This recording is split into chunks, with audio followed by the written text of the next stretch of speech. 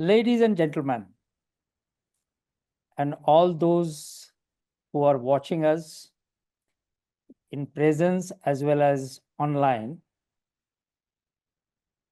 and also my friends, advocates for the planet, it's my delight, extreme delight to come before you today on this World Wildlife Day of 2025. As you may know, it is being observed on March 3rd every year since 2014. And the CITES Secretariat of United Nations has been the nodal point for observing this particular day. My friends, from ridges to mountains and from glaciers to reefs in lakes and oceans, wild animals and plants are no longer just exotic species, but they provide extraordinary service for the humanity. As the essential part of Earth's intricate web of life, they sustain our ecosystems and they regulate our natural processes. They support our biodiversity. And in fact, they are not just an essential service provider, but they are our lifelines. Many don't recognize that. And here we are today with two warriors. I say warriors because they are not just speakers invited to give us a lecture, but they practice what they preach. They are the actors. They like the actions because that is what is needed today to save our planet from the triple crisis, as the United Nations Secretary General Antonio Guterres says. That is about the climate change, biodiversity loss, and the pollution. And these warriors are Ian Redmond, who is OBE and the UNEP ambassador for Convention for Migratory Species, and Neha Panchamiya, who has been practicing what is called as a health care. And hold your breath. It's not a health care for human beings or in a hospitals that where many of us go. It's a health care specially designed for the wildlife. I think specially designed is not a good word because that gives the impression that it is very exotic place, but it is dedicated to the wildlife. Two different and very innovative professions, passions, and the programs.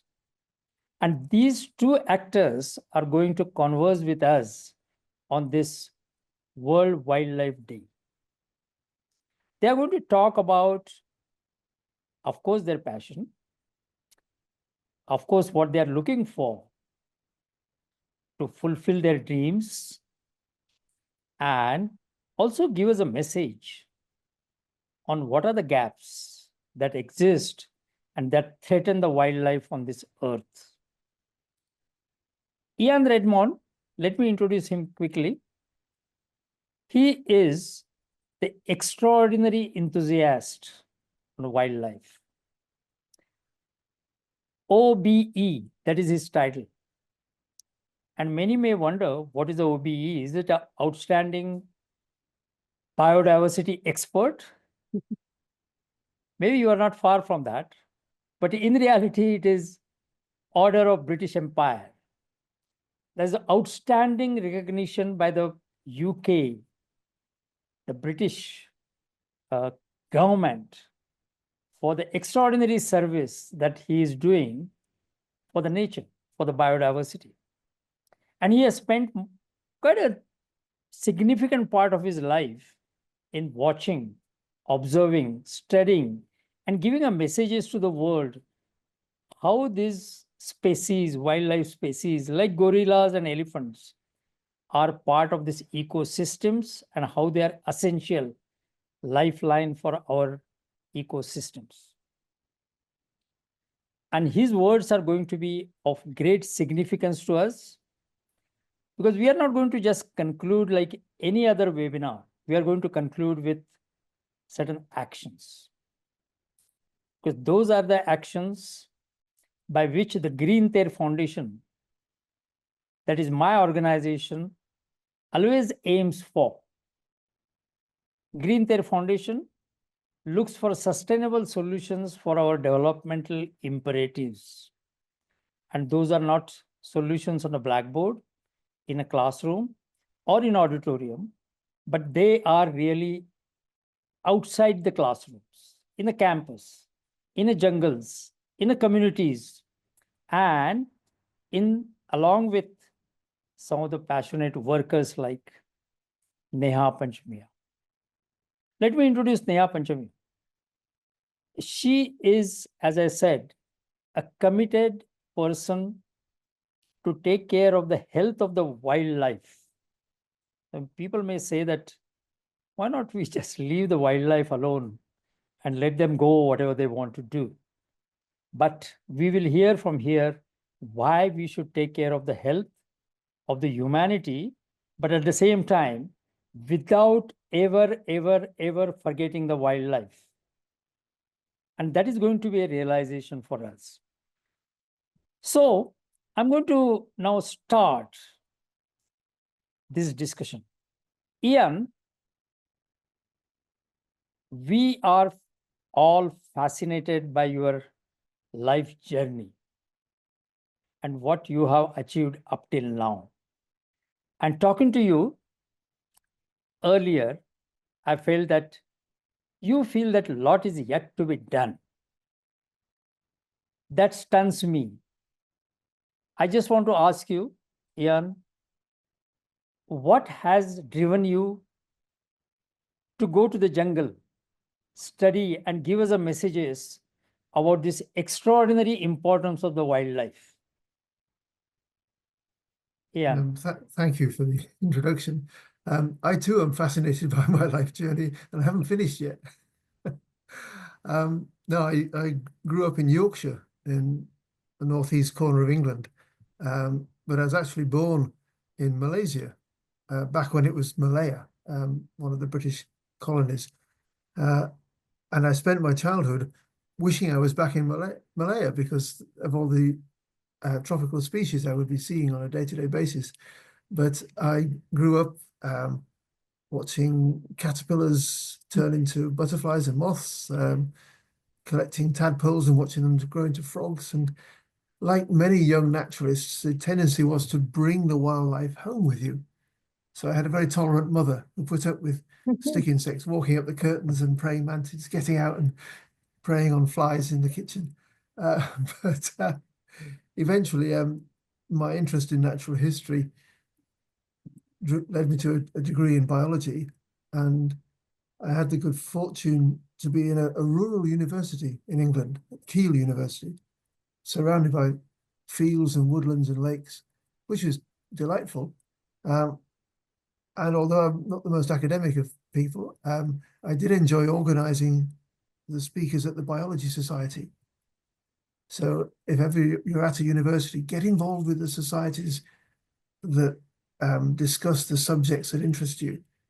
Because as secretary of the Biology Society, it was my job to write to interesting people and saying, would you like to come and give a talk? And they did. They would write back and say, yes. This was in the days before email. So you're actually writing a letter, posting it, and hoping to get a reply.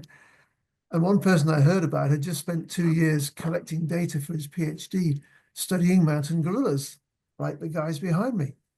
I just have to admit, full disclosure here, I'm actually in Wales, above a beautiful beach, having spent the morning on a mountain, looking over Welsh countryside. But I have spent quite a bit of my life in Rwanda and Uganda and the Democratic Republic of Congo, in particular, studying the mountain gorillas. So yes, this visiting speaker gave me the address of Diane Fossey, who is an American biologist studying gorillas in Rwanda in the late 60s and 70s and early 80s. And so in 1976, when I graduated, I wrote to Diane, and to my surprise, she wrote back and said, well, if you can get here, we'll try you. So I had to get myself to Rwanda. And then, well, once you've worked with mountain gorillas, they are so wonderful. And that's why I just put this little clip that will keep going behind me until you feel it's a distraction, and then I can turn it off. But look at them, they're just relaxing in the sunshine. They've spent the morning feeding, the kids are playing, the adults are snoozing or grooming each other or tending to the children.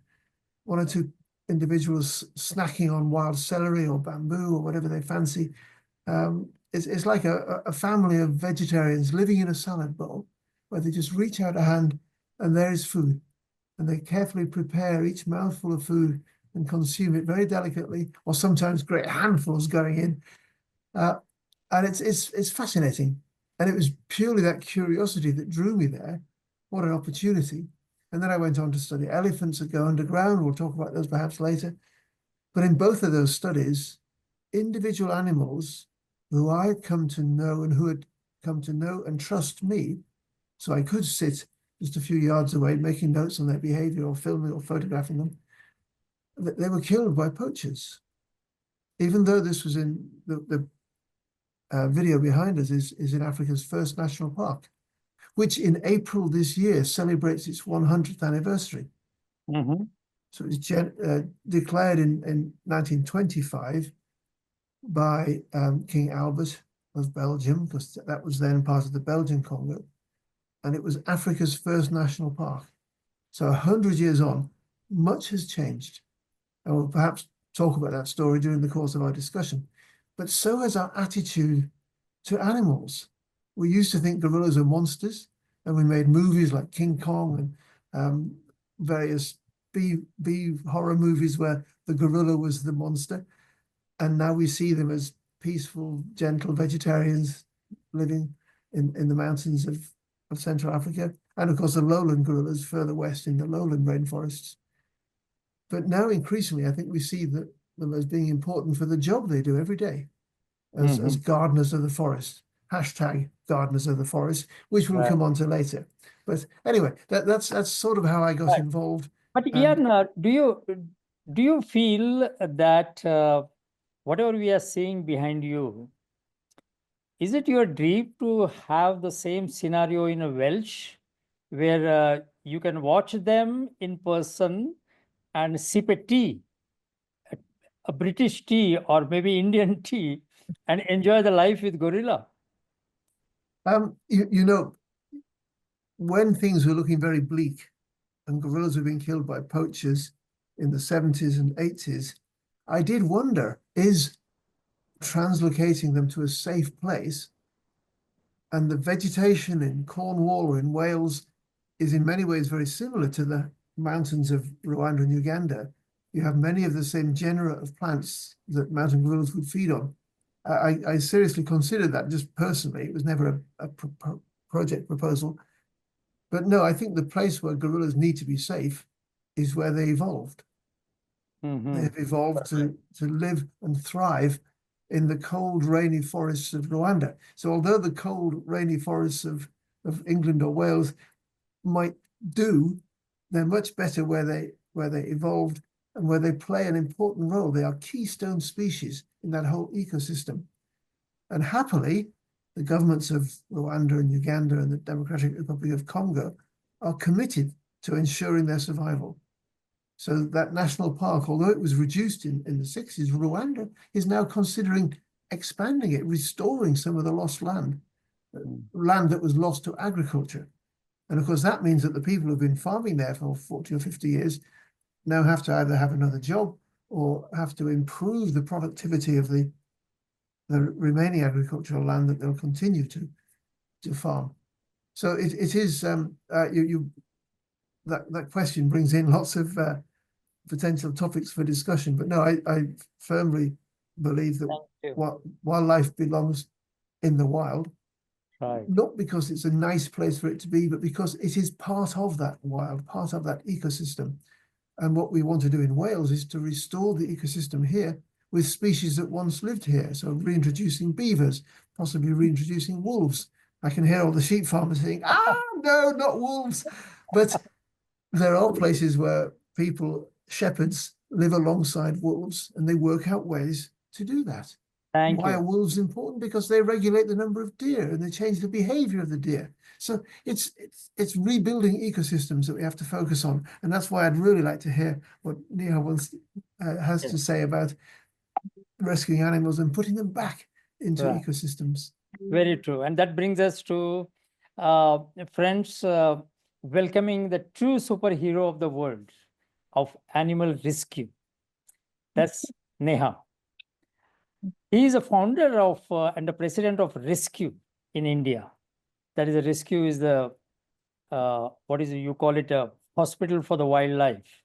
And importantly, while most of us struggle to keep the house plant alive by taking care of sprays which are bought from Amazon stores, or the very fantastic and design fertilizers, she's the one who engages herself in taking care of thousands of animals in distress, not domesticated in our life or in our house. And she requires a round of applause. The woman who proves that you don't need to be a magic wand to make the world a better place. You just need a big heart and what is called as a common sense and a whole lot of determination and commitment. I really admire Neha because I knew her for a nearly decade, and I lived not far from one of her rescue hospitals. It's just a walking distance. And I've seen the commitment, not only hers, but her whole squad and the fans and her dedicated staff that she has now skill for dealing with this unusual work. Neha, we admire you. Thank you. So let me ask you about your passion. Just like Ian, it is unusual, and we must understand where it originated and how you are still continuing at this young age that kind of passion and what reasoning is behind it. Right. I think my entire goal and right from the get-go is keeping wildlife wild. And I think that's what's really important. And, when you were talking before as well, I was like, they deserve to go back where they came from. We all went through, a few years of being imprisoned in COVID, in our homes. And I often wonder, it's always an example I give people. How did that feel? Picking when people say, "Oh no, capture this animal and put it away." And so I think I remind people of that. Like, how did you feel when you were confined to your house? When you didn't really, at that point, you belonged there because it was safer. But animals deserve to go back where they came from. Where this began essentially is from a very young age. I think I've always been sensitive about watching animals suffer. So I feel like the suffering is not bearable to me. Whether the outcome is life or death is very secondary. I mean, that's what we hope for our loved ones as well, right? That the suffering is the least. Now, in a state like ours, especially so where we are in right now, Maharashtra, like there is 5% protected forest area. The rest is all human-dominated landscape. And I feel that and also animals are everywhere. There's wildlife everywhere. We are very blessed to be so rich, have so much rich biodiversity. And I feel that as our human populations increase, development increases, so many other factors that are changing, the human wildlife interactions are increasing so greatly. And yes, you have to be very passionate to do this work, but I think we're also very practical. And that is what allows us to go on. So a lot of our work, of course, you live very close to one of the centers, so you would have seen that mainly. But I would say a lot of our work, so most of our activities can be divided into two verticals: response verticals and prevention verticals. So when we say response, that's a lot of field work as well. In fact, in an ideal world, we try our best never to admit the animal into the center to begin with. We handle as much as we can on field, because at the end of the day, even the rehabilitation center is still that animal in captivity. So as much as we can swap, we have almost 12 field teams that work outside every day, and that is something most people don't really get to see. When people visit the center, they of course visit the animals there. Just to give you an idea, just in 2024, we provided direct aid to maybe 7,000 plus wildlife in distress. And these animals are in distress because they have come into some form of negative interaction with people. So if, say, two tigers are fighting in a jungle and get injured or wounded, that is not an animal we would rescue. But if that tiger or a leopard has fallen into a well, that well exists because there are human needs, and we created that well. So yes, that is a situation we would intervene in. So we're also very mindful about when we respond and when we don't. That's one. And then on the prevention side, I mean, we may have provided aid to 7,000 animals, but I think a lot of community awareness, education, last year, maybe more than 75,000 people that we directly conducted sessions with to prevent wildlife from getting into distress in the first place.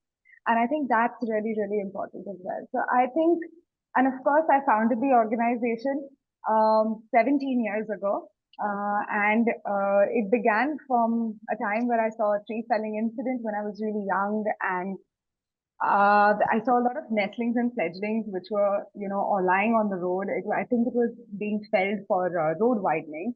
And yes, I completely understand that development is extremely important for, a growing country like ours. But I often feel if we were just a little more mindful, maybe, we could have, removed those nests if the tree had to be felled, or maybe delayed for a little while. But if the delay wasn't possible, we could have done something about it. I mean, I just felt like those were unnecessary deaths. And I think when I started the organization, see, a lot of us love to complain, the forest department should be doing this, the government should be doing this. But I think I reached a point in my life where I said, you know what, I'm not going to say pointing fingers, I'm just going to do it myself. So while I began on my own, as an individual, I feel like I always had the vision that there's only so much you can do on your own, and which is why there is an entire team today that does the work. So I can't even, I definitely cannot take the credit by myself. None of this would happen without such an incredible team. Thank you. I think that's what drives me, just keeping wildlife wild. Yeah. So wildlife in distress, that is a message. The another message is do it yourself. Don't keep on complaining. And the thing is, develop a team around you to do that. That's a perfect messages. And coming from you as a young to seniors like us is something unusual. But coming back to Ian, the wildlife in distress, that is a message. And true, because Yes, long before I made it to Africa, yes, in Yorkshire, when I found fledgling rooks that had blown out of their nest on the side of a road where they're very likely to get squashed, or on one occasion it was being stalked by a cat. I rescued it, and there was no way that the parents could continue to feed it without those dangers, so took them home. And on 3 occasions, I had a rook. Each one was Rodney the first, Rodney the second, and Rodney the third. And Rodney the rook grew up and fledged because I was finding worms, and my finger was acting as the rook's beak, because baby rooks don't have the swallow reflex. So you have to get it past the back of their throat. So that feeling of feeding a baby rook and its gullet is sort of trying to draw down the food. And the worm goes in and the rook grows up. Right. And then they get to the point where they fledge and they're flying around and they see you as their mother because they've imprinted on you.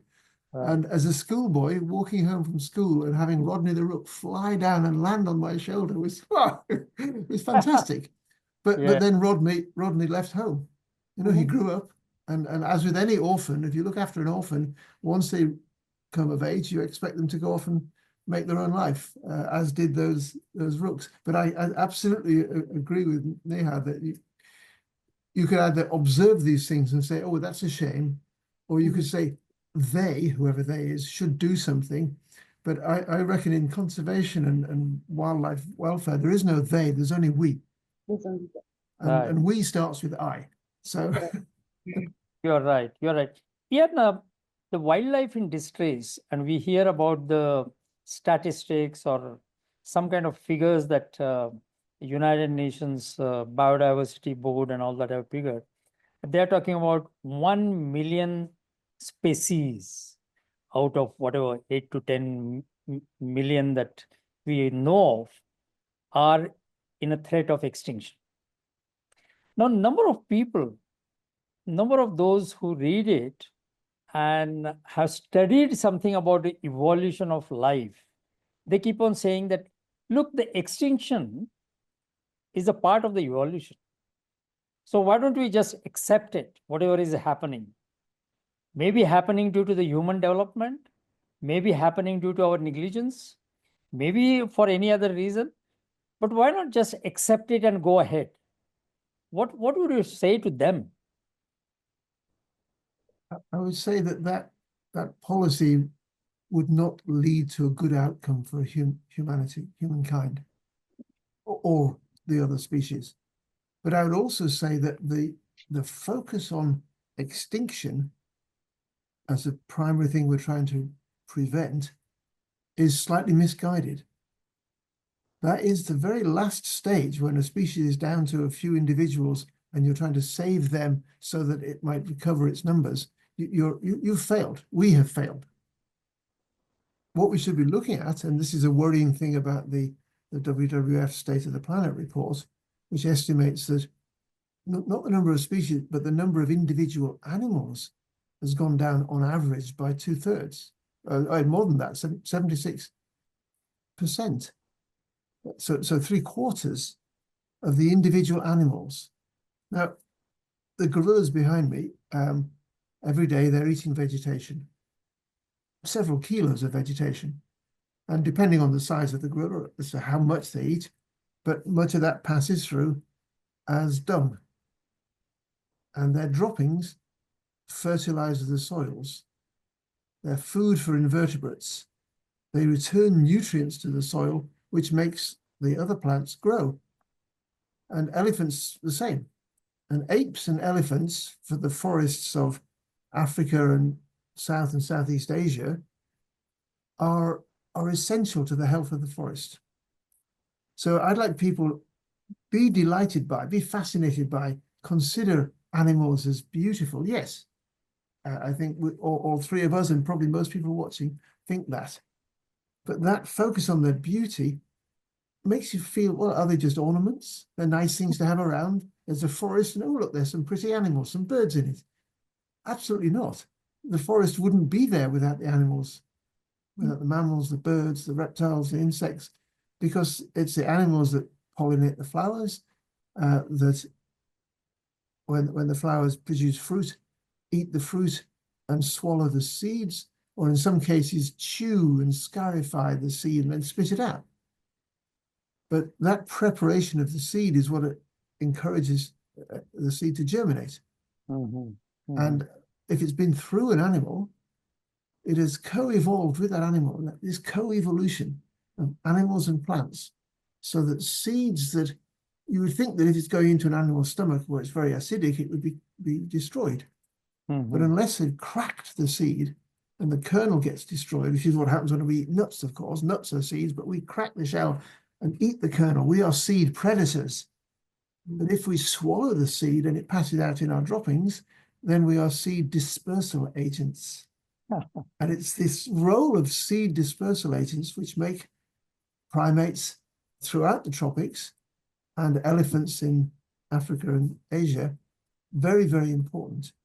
And then not only do they disperse the seeds are wrapped in a package of fertilizer. As the dung decomposes, it becomes manure. So these seeds get the perfect start in life. that protective shell has been partially digested and chewed so it can germinate. It's a long way from the parent plant. No seedling does well underneath the parent tree. And it's got a package of fertilizer to give it a good start in life. So if you find a pile of gorilla poo or elephant poo a few weeks after it was dropped, if that animal has been feeding on seeds or seed pods, then that pile of poo will be a pile of manure and it'll be bursting with life, with seedlings. Wonderful. And some of those get eaten by antelope or other smaller animals on the forest floor. A few of them will grow into the trees of tomorrow. Wow, wow. So just to let the audience understand, the poo that Ian is referring is the dung of the animals. And Yes. what he sees is a Sorry, poo is an English word, a polite word for excrement, for droppings. The dung in India is not is also a polite word. So what I was trying to tell that I think the message which comes is all the jungles, whatever the jungles, I mean, Neha has been telling that jungles are reducing now, but whatever the jungles this planet had is mainly because of the wild animals, looks like, because they have helped through their seeds being thrown away and in a capsule in a fertilizer, they sprouted to the life, and then we see the jungle. So today we talk about plantation of the tree, and our prime ministers and the presidents tell us, go and plant a tree. But the wild animals have been doing it for ages together anyway. I So, think Yes. that, yeah, absolutely. I mean, of course, seed dispersal is one of the, many ecological roles that they play. If you put it into perspective, like, for example, um, every single animal plays multiple roles. So even in agricultural landscape, even owls that exist, at the end of the day, they are helping the farmers with rodent control. There are so many free services that animals provide us, ecosystem services. And I feel like every animal has a role to play, irrespective of the ecosystem that it is in. Like in India, of course, especially in our state, when I have to classify habitats, there are just so many. And I feel like this whole concept of, wild animals only being in forests or jungles, that is not something you can say in India because they're everywhere and in large numbers. And I feel like when I say the forests are reducing, more than the reduction, I think it's more about the corridors getting disconnected. And that is, and that has happened because of, the increase in population, development, linear infrastructure, all of that. So I think that while taking decisions for animals, taking decisions for development, I think we have to consider the very important ecosystem services role that animals play. And I think that yes, a lot of government policies are, started keeping that in mind. But I think there's a lot more that needs to be you are done. right.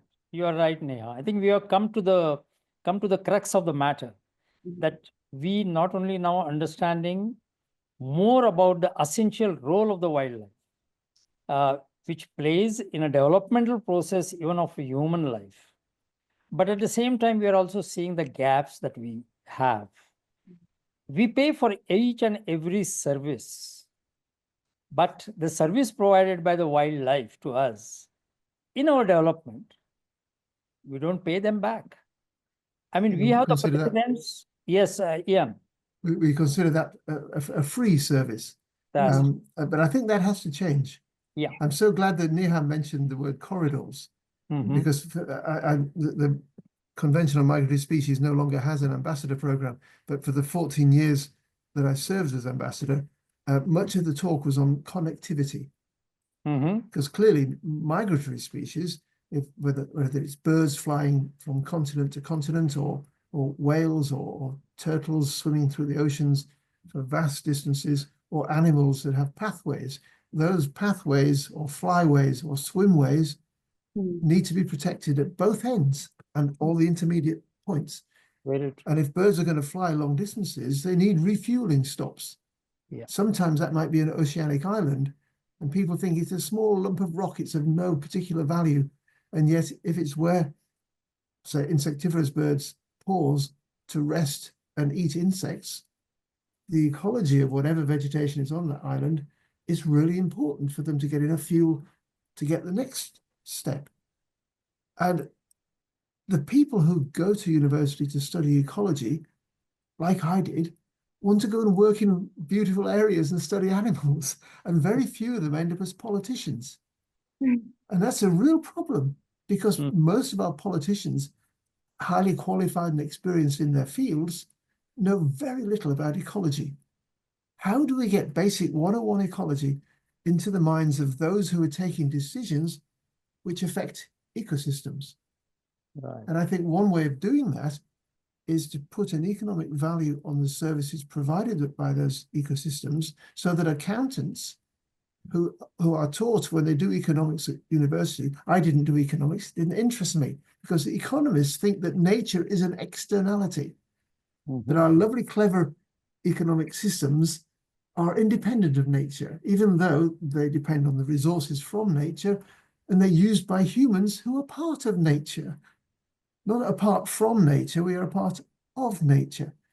So bringing that thinking, that economic thinking, into nature, to those of us who are inspired by the beauty of nature, it's an anathema.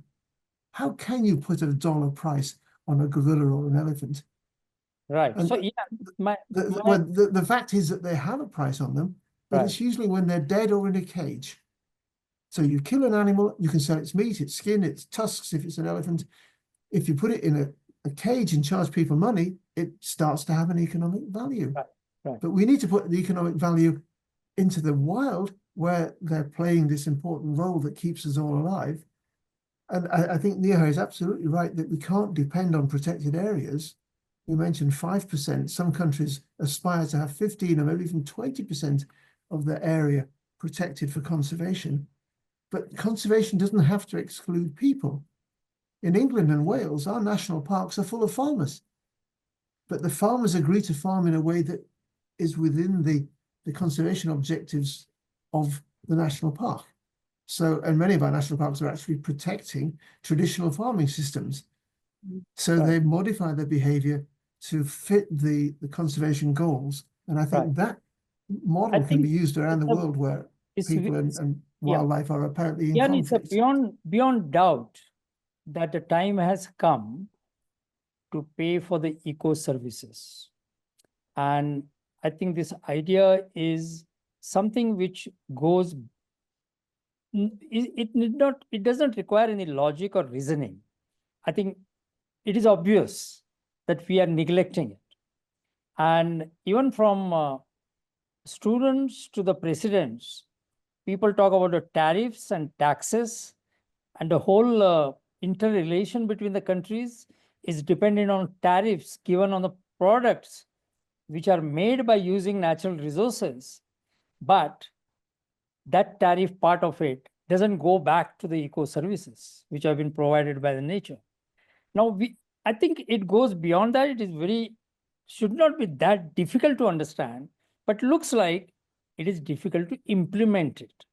So I would like to ask Neha, based on her nurturing of the wildlife, do you have any suggestion on how these eco services can be paid back, not only to take care of the wildlife, that what you have been doing, and you are proceeding with it with your own resources, but how to make it as a part of the system? Any idea? Then I will come back to Ian to ask him, are there any examples of it? So Neha first. So I think there are two sides to this. And if you ask me for suggestions how this can be done, I think there are multiple ways to do it. However, I see, con conservation in itself, I feel like it's greatly underfunded. In general, doesn't matter what sector you are in. Globally, I feel it is underfunded.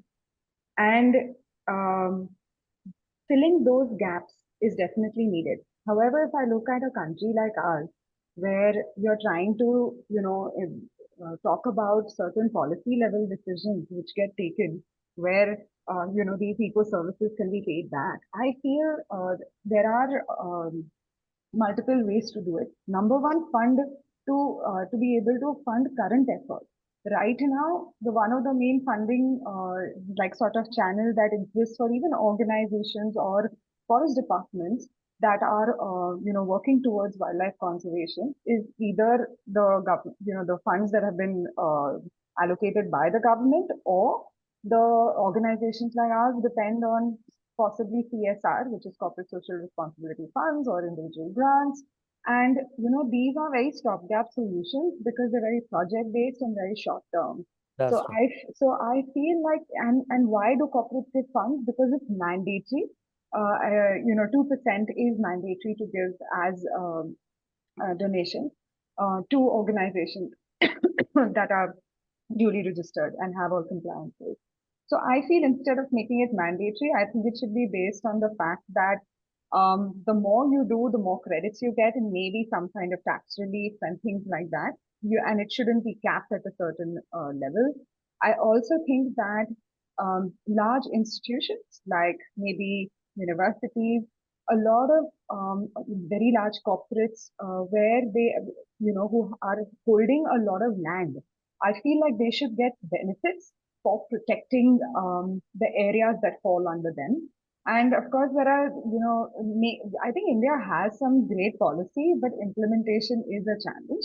I'm not talking about the financing and sustainability aspect of it when it comes to wildlife. But in general, I think if you look at our wildlife laws, we have some really good laws.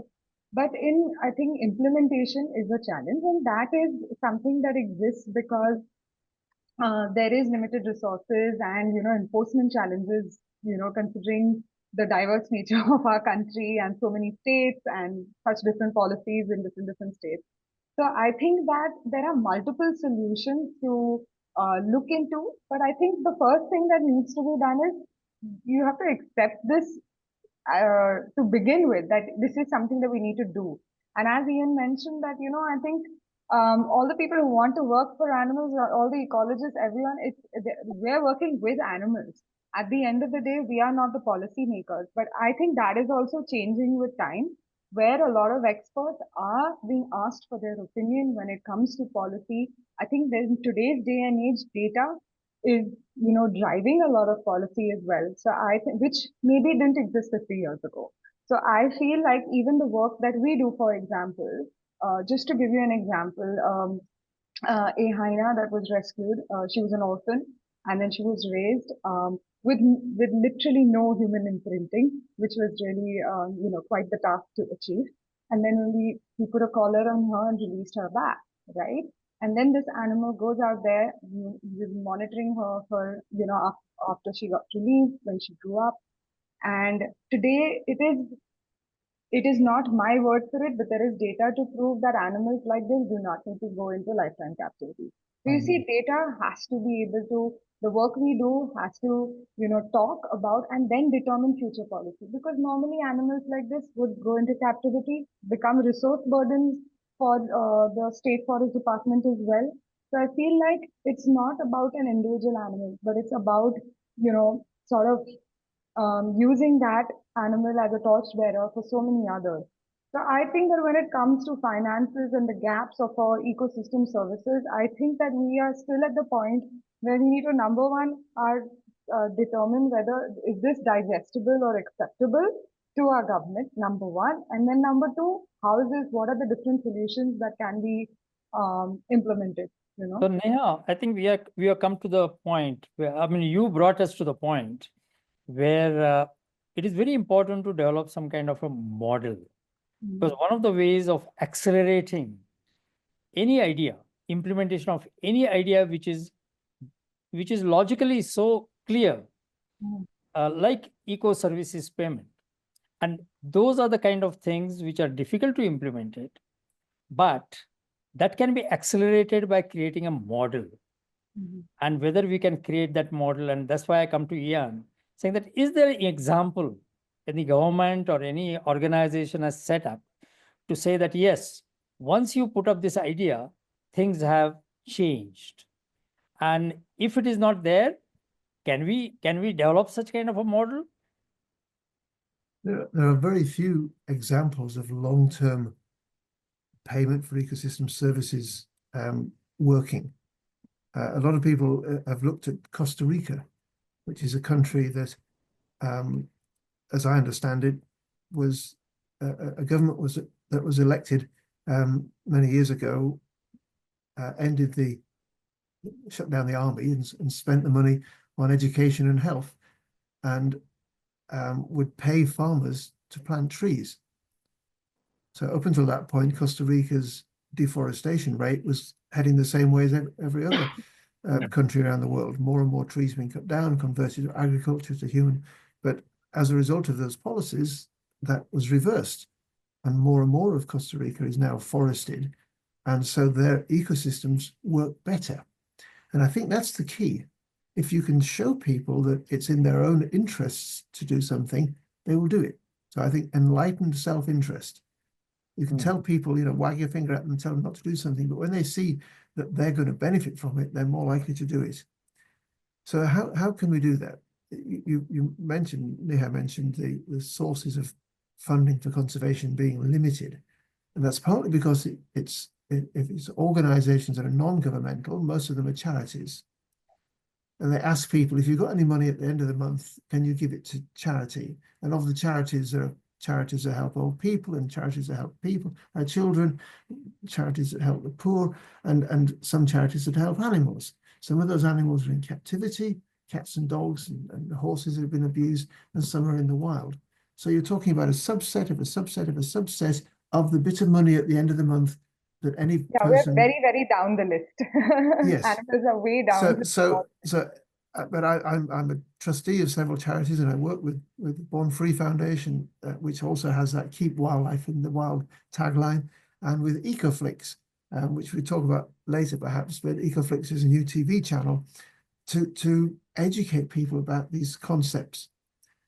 So charities depend on philanthropy, and some philanthropists are very wealthy and can fund a lot, but what is the so-called biodiversity funding gap? Estimated by the United Nations to be something like $700 billion a year. That's a lot of money. That's not going to come from philanthropists, even the wealthiest of them. So people say, well, governments spend taxpayers' money, and taxes are, again, a subset of what people earn. And most people want their taxes to be spent on education and health and defense when necessary, and transport and human stuff. And the environment is, again, a subset of a subset of a subset. And only some of that is going to go to conservation of wildlife. So let's turn this on its head. Who benefits from nature? Well, the companies that use the natural products to manufacture stuff to sell to us. And when a company works out its accounting, it allows money for the workers that manufacture the stuff. Maybe they've got 1,000 people in a factory. And that means they've got a staff canteen and toilets. And if the sink gets blocked, then they call a plumber. And you don't call it a plumber's tax that pays for the plumber. No, it's part of the accounting. Right. And the factory has to be kept clean. So there are cleaners. And you don't call it a cleaner's tax. You call it, it's part of the economy. So the animals that work in the forests for free are providing a service for which they are not paid. And if they were paid, they wouldn't know what to do with the money anyway. So am I talking nonsense? No, because the people who hold the fate of those animals in their hands, there might be someone coming with a wad of money saying, can you kill that elephant? Because I've got someone who wants to buy its tusks. Or can you capture that pangolin? Because I know somebody who wants to use the scales to make medicine that doesn't work, but they believe it, so it's money.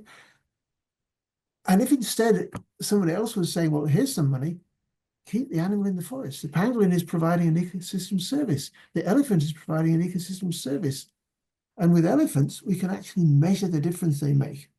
So one of the things, Ian, hang on, this is the key bit. A few years ago, an Italian biologist compared two areas of forest in the Congo Basin.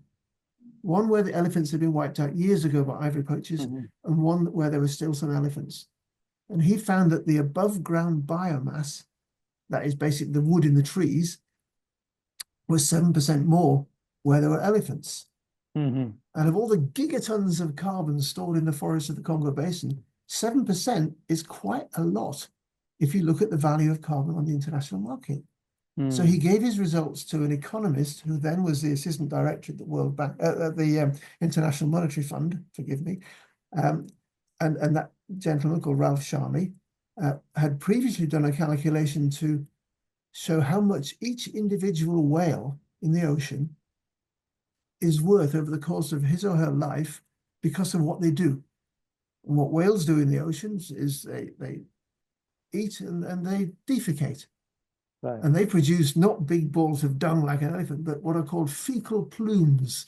Just picture that particulate poo washing around in the ocean. And that fertilizes the phytoplankton, which is eaten by the krill. Right. Those are eaten by the fish. So where there are whales, there are more fish that humans can catch and eat. And the sea is more productive. And it turns out that where there are elephants, the forest is more productive. And it helps climate change as well. Yeah. And it helps sequester and store carbon, which takes it out of the atmosphere. And the trees, of course, and the phytoplankton produce oxygen, which we all need to breathe. Right. So you're enhancing the functioning of the life support system that keeps us all healthy. And that has a value. Yeah. So we're not putting a price on the head of the animal, we're putting a price on what the animal does. So the people who we would pay are those who might otherwise kill or capture those animals. So the people who live in or around the forest, the indigenous communities, the local communities, we say to them, look, you monitor these animals, you have to recognize the individuals, because you can't say, well, you think there's about 100, give or take 5 or 10, because if each elephant is worth, as is currently estimated, $2.6 million over the course of his or her life, then that can provide an income year by year for those communities that doesn't depend on them destroying nature, it depends on them protecting nature. So that is the system we're trying to set up at the moment. With Ralph Sharmy, with Fabio Bazzaghi, the biologist who did the study, and give us a little while. We thought we would have a pilot project up and running now that we could say, you see, it's working. But for all sorts of political and financial reasons, it hasn't happened, but it is about to.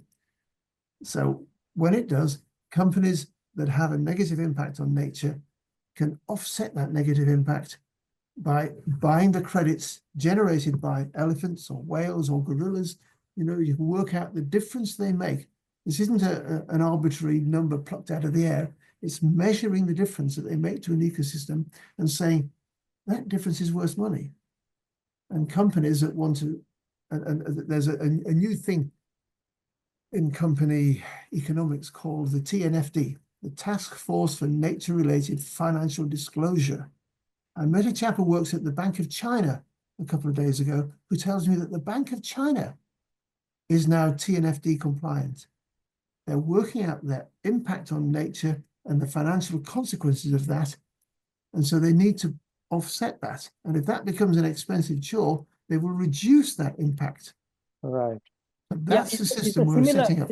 It's quite similar, Ian, to what the climate change meeting has now decided in a COP29 in Baku. It's about the carbon offsetting and getting the finances out of carbon trading. And here we are talking about the similar aspects. And just like you have natural funding coming from the natural resources, there is a funding coming from carbon mitigation. So what we it's not now, just carbon. Right. So many politicians have got the idea, oh, carbon's important, but carbon is just one aspect. Right. We have to restore nature. Some people think we can solve the imbalance in carbon dioxide by building factories to suck carbon out of the air. Right. And the answer to our problem is not more factories. Right. It is more nature. What we can do now in order to proceed further is to, what do you call it, to compile these stories with the facts and figures. Like you gave an example of Costa Rica. And you also mentioned what China has been doing in a packets of certain things. I think it's important to give those kind of stories till somebody comes with the United Nations agreement on filling the gap on finances required for the biodiversity gaps.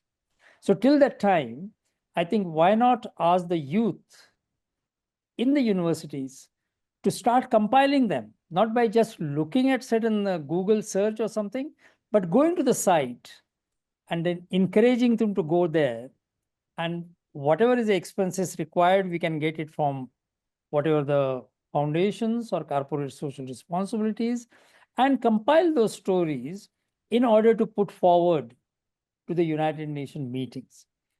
One figure struck me is a $700 billion gap in biodiversity or whatever the financing which is required for this. Yesterday, I heard that USA has paid 350 billion US dollars to Ukraine for the war. I didn't say that. It's Trump said that. So if 350 can be given in 2 years, I think 700 is not beyond the reach of the countries here. I had something to add Yes. before moving on to Modi. Ian, especially what you mentioned about, coming to a value of, I also feel like when funds are generated or there is a value put to it, who then becomes the ultimate beneficiary, right? Okay, we're talking about providing that to the local communities or the tribals so that they can protect that particular area. Did I get that correct? Yeah. I feel like in principle, it sounds wonderful. However, if you look at challenges that humans and wildlife face, now I'll give you a simple example. When you are looking at leopards that live in human-dominated landscapes, in agricultural landscapes, they're born, brought up there. This has been going on for the last 30, 40 years in our state.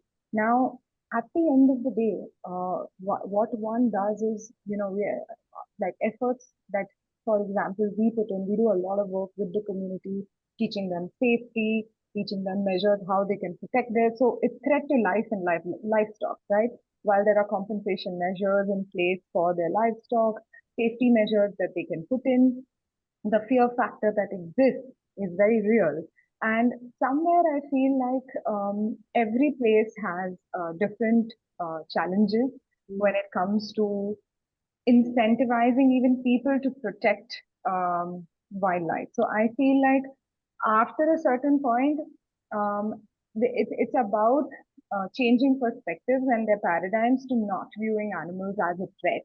And I think, and in some cases, it will be the case that no matter what you offer someone, we're going to have to find alternative solutions for animals, because they are perceived as a threat to life. Do you have anything to say about that? Yeah.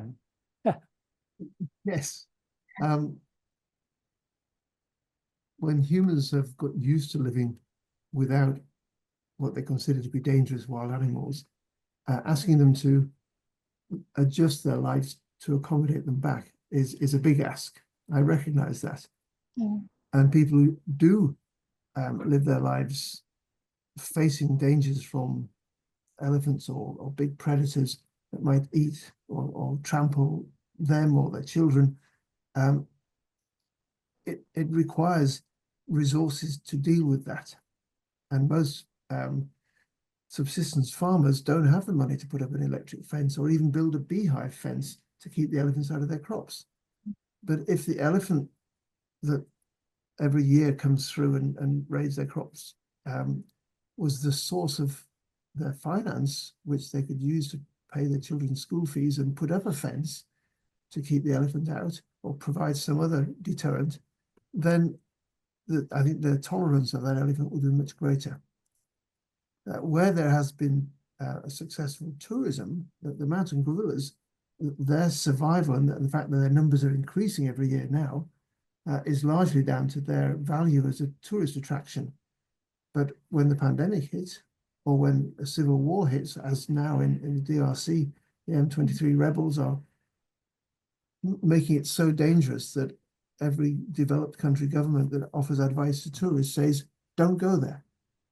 So only people who are prepared to travel without travel insurance or take out a sort of war correspondence, very expensive travel insurance, are going to go there.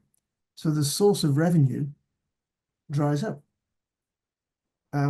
if these gorillas and maybe a group of 20 gorillas equals one elephant, and if one elephant over the course of his or her life is $2.6 million, a family of gorillas worth $2.6 million is more likely to be protected than one where the only potential way of turning them into money is when some foreigner says, if you can catch their baby, I'll give you some money. And that's still happening. Gorillas, chimpanzees, monkeys, orangutans, gibbons are being caught because someone in the world somewhere has enough money to say, I want this animal, go to a dealer and find someone who'll get it for me. Yeah. That illegal wildlife trade is happening. And when you get to... And that is one of the biggest threats in our country as well right now. I mean, even if you look at India. So we need not just law enforcement to prosecute people who break those laws, but a positive inducement that makes it actually more profitable to keep the animal in the wild. And I think that PESA, payment for ecosystem services of animals, PESA happens to be the Swahili word for money. Pesa mingi is lots of money, and we need pesa mingi. In India, paisa is money too. Okay, well, Paisa. there we are. Pesa. So if we think of PESA as payment for ecosystem services of animals, and we devise a system, not a top-down system where a small group of people are handling the 700 billion, that's a recipe for disaster because people are very poor at restraining themselves. When you have access to large sums of money, we want a system that has the money travel down to the person on the ground without the opportunity for either legal or illegal diverting that money.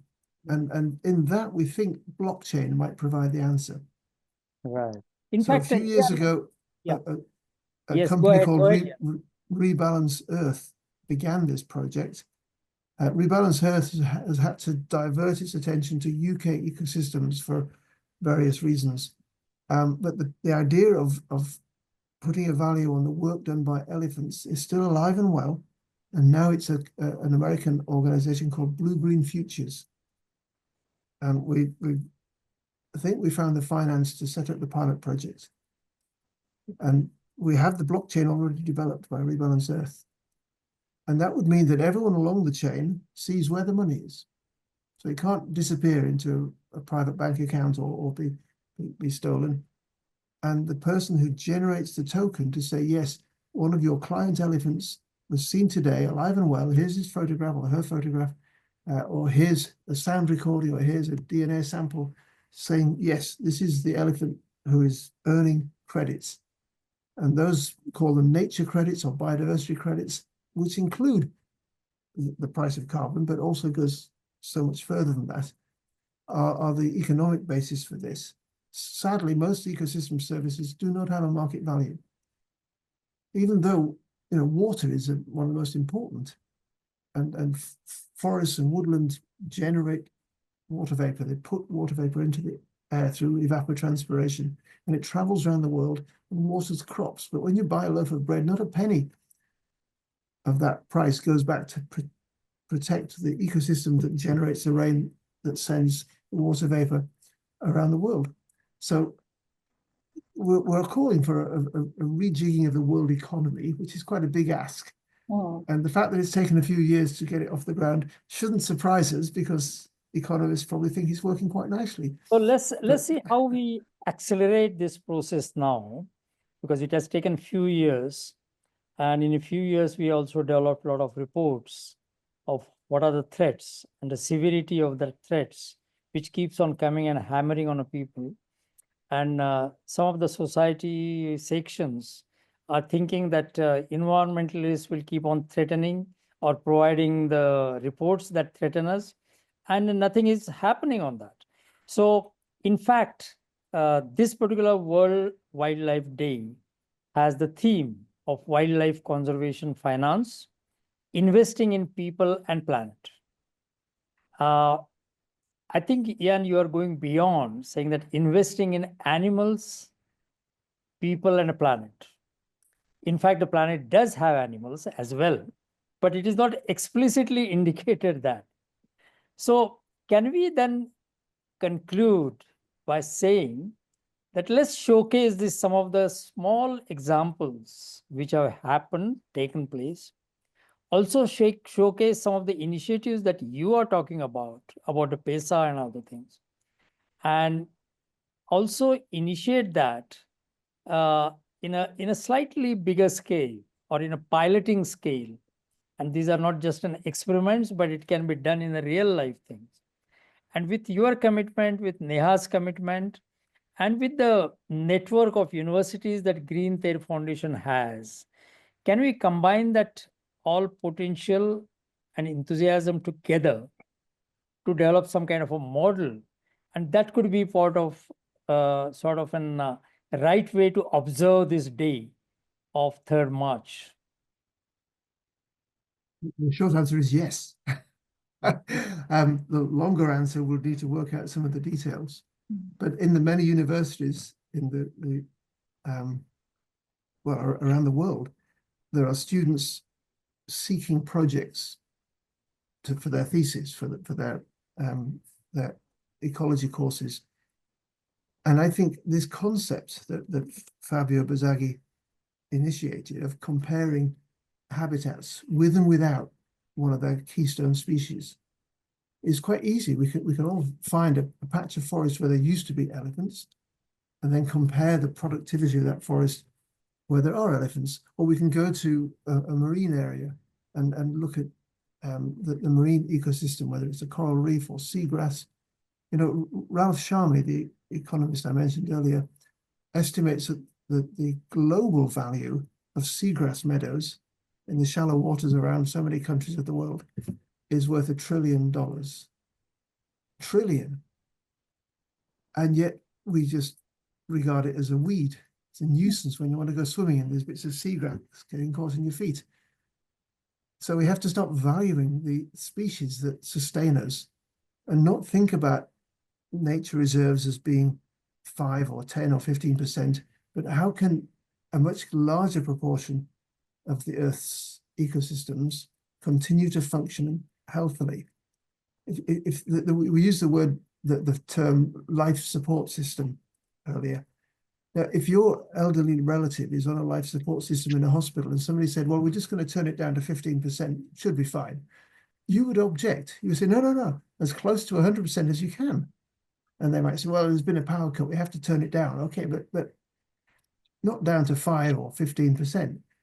So think of nature as our life support system and think of ways of living the lives we want to lead, but in a way that's compatible with the health of the ecosystem. That way, we're all going to benefit, and the ecosystems that we depend on will be restored. And you give them half a chance, as we saw during COVID. Humans stopped doing stuff for a few months, and suddenly nature started bouncing back. Thriving. Animals started doing things that they hadn't done for years because the humans were in the way. So we just have to learn a little bit of self-restraint and moderation in our behavior, consume less, have less of an impact on nature. And if you can lift a square meter of tarmac from your garden, from where you live, that earth will suddenly start to breathe again, and worms will come and it'll happen magically. Leaves will land there, worms will start to work there, and suddenly, instead of a bit of a dead planet, and many people have access to a little bit of land which they can restore. And I reckon if it took 8 and a bit billion of us to get us into this mess, it's going to take 8 and a bit billion of us to get out of it. And I think students are very much in a position to lead the way on that. Right. Neha, to conclude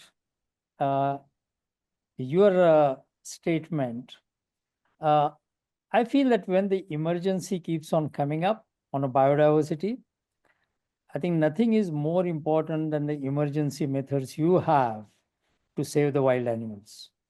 So probably you are you're not just a rescuing, but you seem to be having elements of last resort to save the wildlife, because you are saving them.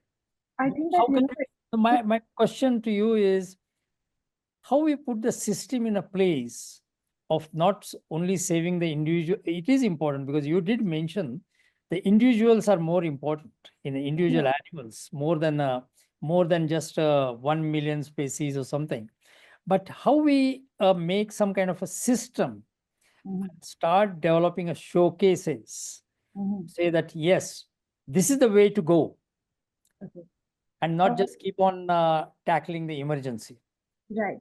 So one thing to mention is, of course, populations are made up of individuals. The most important thing is rescuing an animal is only one part.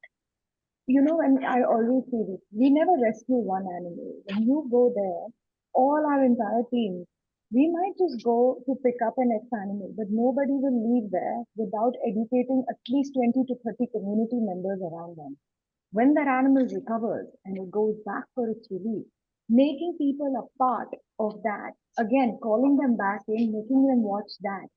You see, a lot of the impact is very hard to measure because, you don't get to see it.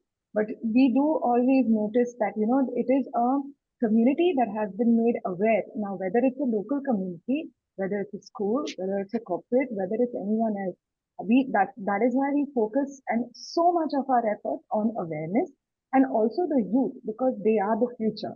And at the end of the day, even what Ian mentioned, you see, do you value what we have, or is it always going to be the lowest on our rung? If it is our life support system, our efforts need to be doubly put into making people realize that they are our life support system. So I always say conservation is not just about saving a species, it's about sustaining ecosystems that support all life, including our own. And every decision we make, whether it's an individual, business, government, directly impacts the natural world. And the greatest change happens when conservation is not seen separate from human development, but in fact a very integral part to it. And if we embed conservation into policy and most importantly education and economic models, we don't just protect wildlife, we create a better future for everybody. So coming back to what can we do, I think that one needs to focus on the youth, on the next generation, and getting them involved in projects and activities. We actively do it as an organization, and I think it needs to even that needs to systemically change. Where getting doesn't matter what university or whether you're doing an economics course or you're in an architecture school. I think there needs to the fact that the ecosystem around us supports us. It's a life support for us. I think on an from an education perspective, we need to stress more on the importance of it and get the youth, the future, more involved in ecosystem services. Great. So I must thank both of you for those inspiring stories and inspiring conclusion. Thank you, Ian, for showing the way where we should go, what are the gaps, and what kind of modeling that we can do in a shorter time than whatever has taken up till now. And thank you, Neha, very much for demonstrating your passion, your logical thinking, knowing that, well, we can always turn around from the blockade, and do it yourself. And I think that will definitely help the youth to move ahead. Ian, you want to say something? I wanted to thank you for bringing this discussion together and for chairing it so ably. I was greatly encouraged by Neha's thinking that animals belong in the wild and not lifetime care and captivity, because animals have evolved to play a role. And if they're in captivity, essentially they're unemployed. Exactly. And if they're Not even being intelligent, allowed to adapt to this changing world. if they're intelligent animals, they just go crazy and round and round and round. Find a way to put them back so that they can fulfill that which they evolved to do. And in terms of people getting involved, often it's difficult to know what to do in your particular area, but there are local groups, there are local natural history societies, there are local conservation groups, and many of them now are finding that alliances are possible. I'm part of a thing called the Ecosystem Restoration Alliance, Eco Restoration Alliance, which is worldwide, people who can just get on in their own back garden or bit of land and do stuff. And EcoFlix, I mentioned it before, like Netflix, but much smaller so far. that if everyone gets involved, watching EcoFlix will not only give examples of what you can do, help you to get involved and be part of the movement.